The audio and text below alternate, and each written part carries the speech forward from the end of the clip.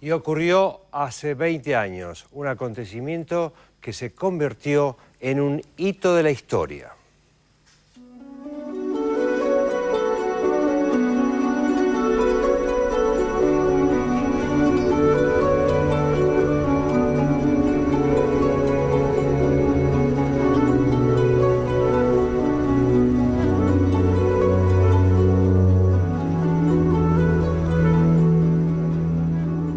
Berlín, medianoche del 3 de octubre de 1990. 1 millón de personas congregadas frente al Reichstag, el Palacio del Parlamento, celebran bajo los acordes del himno nacional y bajo una lluvia de fuegos artificiales el izamiento de la bandera de la Alemania unificada.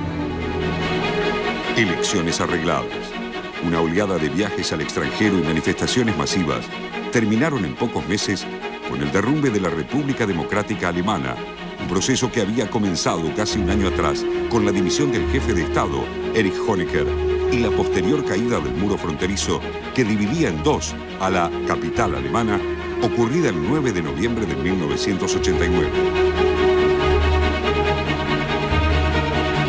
La velocidad de los acontecimientos fue sorprendente.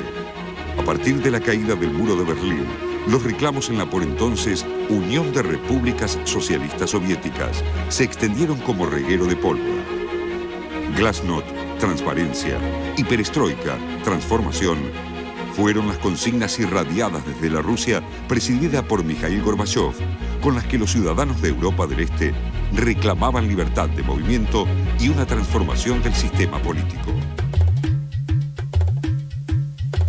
El rápido derrumbe de la República Democrática Alemana abrió una instancia de negociación entre las cuatro potencias vencedoras de la Segunda Guerra Mundial: Estados Unidos, Reino Unido, Francia y la Unión Soviética, y la República Federal Alemana, dirigida por el canciller Helmut Kohl. El 12 de septiembre de 1990, solo 10 meses después de la caída del muro, las potencias firmaban en Moscú el Tratado de 2+4, el acta fundacional que restablecía la soberanía de la nación alemana, consistente en una serie de conferencias al término de las cuales las potencias vencedoras renunciarían el 3 de octubre a sus derechos de ocupación establecidos al término de la guerra.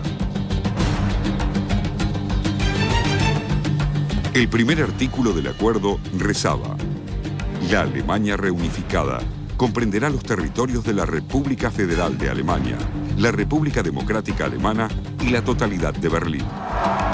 También establecía el derecho del Estado alemán a decidir libremente a qué bloque pertenecer, así como el límite máximo de sus Fuerzas Armadas, fijando a 1994 como fecha límite para la retirada de las tropas soviéticas. La unidad alemana fue constitucionalmente consumada el 3 de octubre de 1990 mediante la adhesión de los 5 nuevos estados federados a la República Federal. 20 años después, la equiparación de los derechos políticos, sociales y económicos de sus ciudadanos y la recuperación de la memoria histórica aún continúan siendo para Alemania asignaturas pendientes.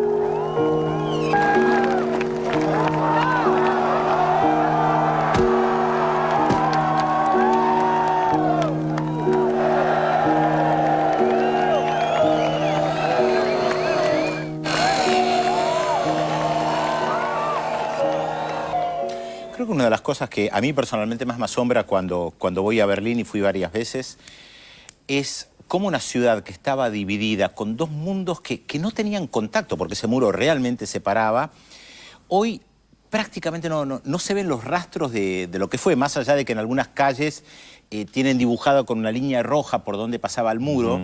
Uno tiene que ir a bucear y a buscar dónde estaba ese muro que dividía la ciudad. Y que realmente, cuando uno habla con gente que vivía, especialmente la gente que vivía en la República Democrática Alemana, que le preguntás, bueno, ¿cómo percibías lo que había del otro lado? Y era como la nada. O sea, el muro era un lugar donde uno iba con la bicicleta, llegaba a dar una vuelta y como si del otro lado no existiera absolutamente nada.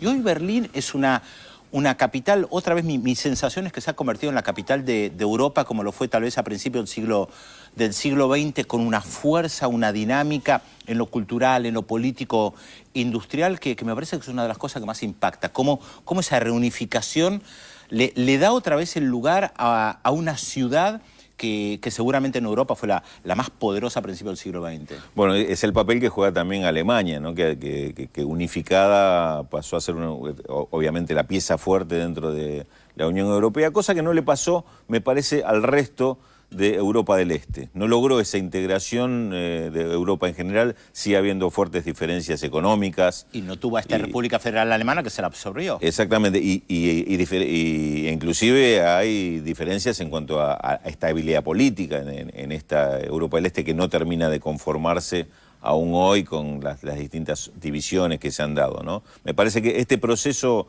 en Alemania marca ese matiz diferente. Lo que vos decís para Berlín, que bien podría ser tomado como una referencia para todo el país, y lo que significa hoy esta Europa, entre comillas, unificada.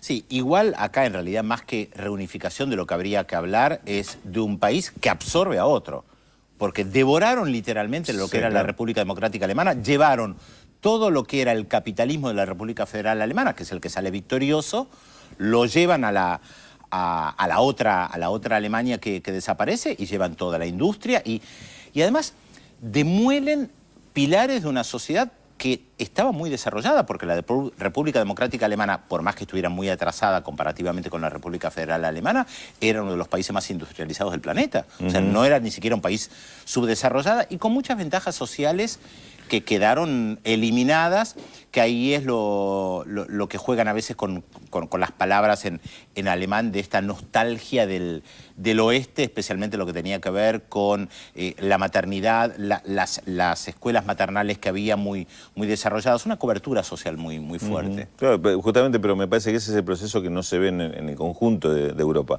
que no integró, así como, bueno, estos dos países que se unieron, las dos Alemanias.